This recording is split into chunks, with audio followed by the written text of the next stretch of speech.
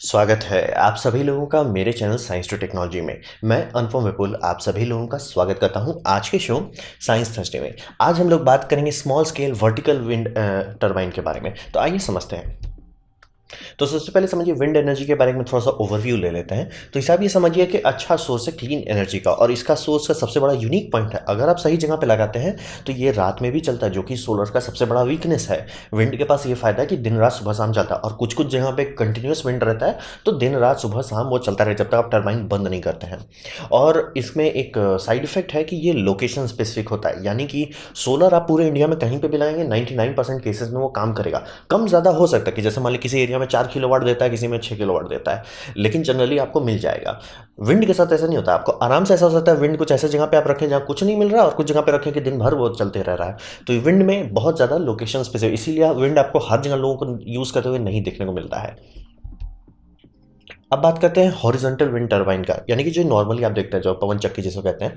तो ये टेक्नोलॉजी अब ये समझिए कि पूरी तरह से मेच्योर हो चुका है, यानी कि अच्छा खासा R&D हो चुका है, पूरा एकदम डेवलपमेंट जितना करना था, रिफाइनमेंट करना था, हो चुका है। बजटिंग जो करना था वो भी हो गया है, पूरा सप्लाई चेन बन चुका है। और पागलपंथी के साइज का सीमेंस एक ठो भी बनाया है रिसेंटली, वो 15 मेगावाट का एक टरबाइन है। एक टरबाइन 15 मेगावाट देता है। तो और इसको बनाया जा रहा है कि समुद्र के ऊपर लगाया जाएगा, क्योंकि मतलब समुद्र पे चूंकि पानी का सतह समतल होता है, हवा एक तौर से वो आती है, क्या बोलते हैं, काफ़ी काम हवा आता है। तो काम हवा से ज़्यादा इफिशिएंटली टरबाइन चल पाता है, तो वो करके 15 मेगावाट एक टरबाइन, ऐसा कई सौ का ऑर्डर चल रहा है। तो ये समझिए कि ये काम करता है, इसमें कोई दो राय नहीं, लेकिन कि तभी प्रॉफिट बनाता है जब इसे बड़े स्केल में किया जाए। यानी कि इस तरह के टरबाइन का छोटा आप ले लेते हैं कि यार हम इसका छोटे टरबाइन लेते हैं, अपने घर के छत पे लगाते हैं, ये कोई काम का नहीं है।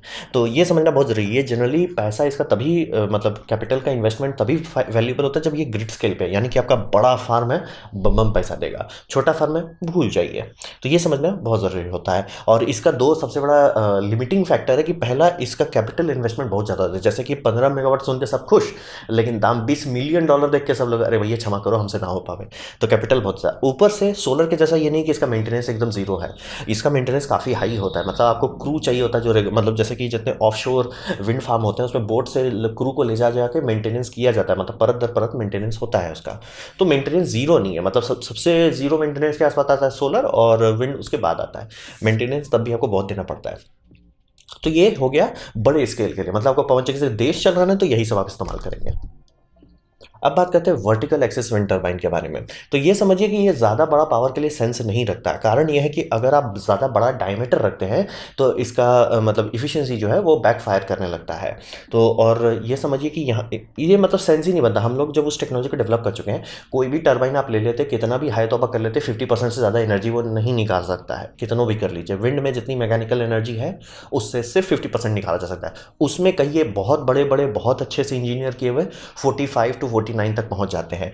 ये कभी भी उतना नहीं पहुंच सकते, ये उससे कम ही रहता है। लेकिन इसका ये फायदा है कि ये स्लो और टर्बुलेंट विंड में काम करता है, यानी कि बिल्डिंग जैसे आप बात करें, दिल्ली में कुछ कुछ ऊंचे बिल्डिंग है, कई सारे मोबाइल टावर्स हैं, वो सब जगह पे अगर ये रख देते ये सब काम करेगा। इसको ज़्यादा रफ्तार नहीं चाहिए, यानी कितना मीटर पर सेकंड का हवा चाहिए, उस मामले में ये ज़्यादा डिमांडिंग नहीं होता है।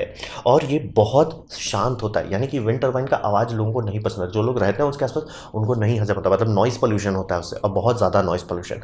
आप बोलेंगे ऐसा क्यों? कारण है कि ब्लेड जितना बड़ा होता है उसका टिप जो है, टिप वेलोसिटी उतनी ज़्यादा होती है, टिप जो है बहुत ज़्यादा तेज़ जा रहा है। तो कुछ कुछ केसेस में टिप जो है आपका सोनिक बूम बनाने लगता है, तो उसका वूश वूश एकदम आता है। मतलब आपको ब्लेड बड़े धीमे धीमे रोटेट करते हुए दिखेगा, लेकिन उसका टिप जो है हमेशा ऑलमोस्ट सुपरसोनिक पहुंच जाता है। बहुत ज़्यादा आवाज़ करता है, नॉइस पोल्यूशन बहुत ज़्यादा होता है। तो आप घर घर के बगल बगल लगा दिए बड़ा बड़ा वाला, लोग पगला देंगे कि मतलब उसका आवाज़ बहुत ख़राब होता है। तो उसके कंपेयर में, मतलब उसका जितना नॉइस पोल्यूशन होता है उसके कंपेयर में ये बहुत कम होता है। कारण कि जिस तरह से चल रहा है इसका टिप जो है कभी भी सुपरसोनिक नहीं पहुंचता, मतलब टिप वेलोसिटी जो है वो काफ़ी कम रहता है। और इसका ये फ़ायदा है कि ये सब कम स्केल में फ़ायदेमंद होता है। जैसे कि अगर आप मुंह खोल के बोलते हैं कि मेरे को वर्टिकल एक्सिस चाहिए, लोग बोलेंगे 5 किलोवाट से लेकर 100 किलोवाट के अंदर तक बम बम है। लेकिन आप वहीं बोलेंगे मतलब आपको जो नॉर्मल विंड टरबाइन होता है वो आप दो 100 किलोवाट का, कोई नहीं देगा। 50 किलोवाट का बातों नहीं करो, 10 किलोवाट का मजाक बना रहे हो क्या? मतलब स्कूल प्रोजेक्ट के लिए कर रहे हो, बात अलग है, लेकिन रियल लाइफ में उतना यूज नहीं हो पाता।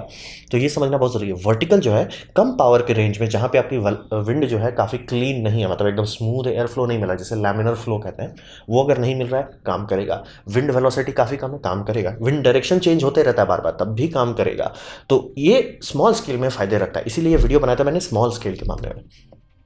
अब बात करते हैं स्मॉल स्केल में, दो जगह काफ़ी सामने आ रहा है। पहला है मोबाइल टावर। तो ये तो मैं आपको एग्जांपल दिखा रहा हूँ, ये आईफिल टावर के अंदर किसी ने विंड टरबाइन डाल दिया है, काम कर रहा है बाय द वे। और मोबाइल टावर का जनरली पावर कंजम्पशन जो होता है, जनरली एवरेज माना जाए तो 10 किलोवाट के अंदर ही रहता है। और ये सब इतना बड़ा बनाया जैसा कि आप एक मोबाइल टावर के अंदर में इसे लगा सकते हैं जो 10 किलोवाट आपको बिजली देता रहे। तो इसका सबसे बड़ा फायदा है कि मार्केट में इतना डिमांड है, इतने मोबाइल टावर लग चुके हैं कि लोग उसको बिजली देना एक बड़ा बात होता है, मोबाइल टावर को बिजली देना एक बड़ा बात होता है। प्लस उसमें मतलब काफ़ी जगह आपको दिखेगा रिमोट एरिया में कि लोग सोलर से चला रहे हैं, सोलर प्लस विंड कर दीजिए, बम बम हो जाए। और अगर सोलर प्लस विंड आप शहर में भी कर देते तो भी ये फायदा होगा कि रात को वो बिजली ग्रिड से लेने की जगह ग्रिड में बिजली डालेगा, वो भी फायदेमंद हो जाता है। तो एक काफ़ी डिमांड है और काफ़ी कंपनी इसको सीरियसली ले रही है कि इस तरह का टर्बाइंस जो है, जो कि मतलब बहुत बड़ा नहीं होता, आवाज़ नॉइस पोल्यूशन नहीं करता। क्योंकि आप सोचिए टर्बाइन के बारे में आप जनरली कुछ ये मतलब मोबाइल टावर के बारे में सुनाई नहीं देता, आपको कुछ नहीं होता उसमें जो आवाज़ करे उतना ज़्यादा। लेकिन अगर टर्बाइन लगा देता है ऐसा जो खूब आवाज़ करने लगे, लोग को नहीं पसंद आएगा। तो ये ऐसा डिज़ाइन कुछ सारे सिस्टम लगाए जा रहे हैं जो टावर के अंदर रहे, मतलब जैसे टावर सेगमेंट बाय सेगमेंट बनाया जाता है, एक सेगमेंट उसमें ये टरबाइन करेगा। और इसको सबसे ऊपर रखने की जरूरत नहीं, क्योंकि सबसे ऊपर आप हमेशा मोबाइल इक्विपमेंट रखना चाहेंगे, और ये टर्बुलेंट हवा के अंदर रख रहे हैं, मतलब समझ रहे, पाया है तो मतलब हवा का फ्लो उतना अच्छा नहीं रहेगा। तो ये सब उसमें काम कर पाता है।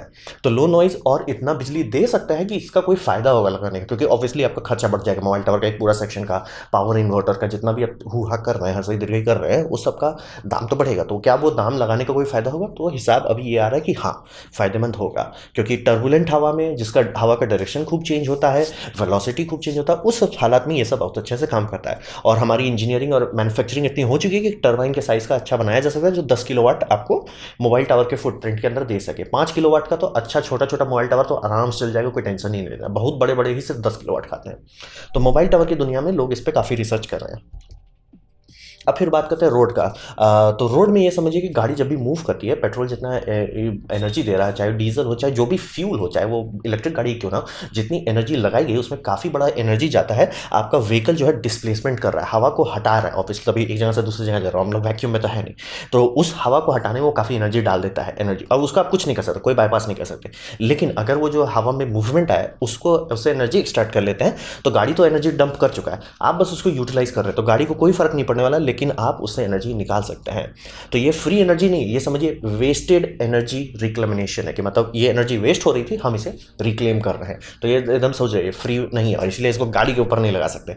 तो हिसाब ये है कि मतलब हाईवे लिया जाएगा जहाँ पे गाड़ी का एवरेज स्पीड अच्छा है, थ्रूपुट अच्छा है, जाम बहुत कम होता है, तो वहाँ पे ऐसे टर्बाइंस लगाए जाएंगे पोल पे, लाइट पोल पे, और ये टर्बाइन जो टर्बुलेंस वाला हवा होता है उससे फायदा निकाल के घूमेगा। तो ये समझिए लाइट पोल आपके पास पहले से ही है, और गाड़ी खूब मतलब रेगुलर हवा चलता ही रहता है, तो कितना भी स्थिर रहे, कितना भी एकदम करें हवा नहीं चल रहा है, गाड़ी तो चल रहा है ना, गाड़ी से हवा बन ही जा रहा है आर्टिफिशियल, और हवा उसके ऊपर ऐड हो जाए, कोई बल्ले बल्ले। और इसको डायरेक्शन से तो कोई लेना देना नहीं, कहीं से भी हवा है तो ऐसा नहीं ना कि इधर से आ रहा है तो अरे ये एक तरफ से घूमेगा, दूसरे से जाएगा तो दूसरे डायरेक्शन में जाए। अगर सब क्लॉकवाइज घूम रहा है, क्लॉकवाइज ही घूमता रहेगा, कोई टेंशन ही नहीं लेना है। तो ये समझिए कि इसका ब्रिटिश गवर्नमेंट ने, जब मैंने इस कंपनी के नीचे पूरा ये दे दिया, मतलब लिंक दे दिया, डिस्क्रिप्शन दे दिए, आप देख सकते हैं इनका यूट्यूब चैनल का। कंपनी स्टार्ट की और इन्होंने प्रोटोटाइप बनाया अपने घर में ही, प्रोटोटाइप मतलब देख के तो हंसी लगा। शुरू में कैसा प्लेक्सी ग्लास से प्रोटोटाइप बनाया, फिर मेटल से बनाया, फिर मतलब बड़े ड्रम से बनाया, फिर उसका ब्लेड काउंट कम किया। हिसाब ये था कि सब टरबाइन जितना हल्का रहेगा उतना ज़्यादा इफिशिएंट होगा, हल्का करना ही ज़रूरी था, क्योंकि कम हवा में चलाना, हल्का रहना एकदम ज़रूरी होना चाहिए।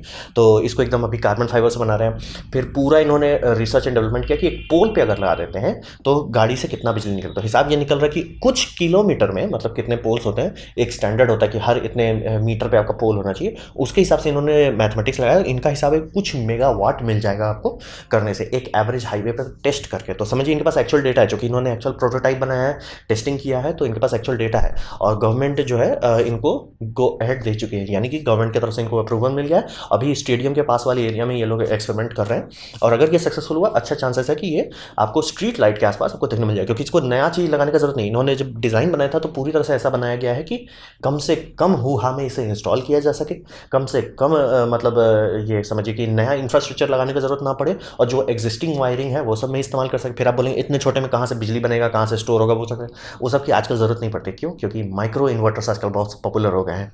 ये माइक्रो इन्वर्टर आप देखते होंगे सोलर पैनल में, मतलब 300 वाट के आसपास का सोलर पैनल है, आपको आराम से 250 वाट का माइक्रो इन्वर्टर दे दिया जाएगा, वो पैनल में ही आपका एसी बना के दे देगा। वो एसी आप दूसरे माइक्रो इन्वर्टर में भेज सकते हैं, और ऐसे करके आप चेंज कर सकते हैं। तो टेक्नोलॉजी हो चुकी है रेडी, जो इसको चाहिए इसको सक्सेसफुल बनाने के लिए, बस डिज़ाइन इंप्रूवमेंट, दाम घटाना, मैन्युफैक्चरिंग करना और इंस्टॉलेशन करना। तो काफ़ी सारी चीज़ इसमें अभी भी रिफाइन कर रहे हैं, लेकिन ये गाड़ी खुल चुकी है।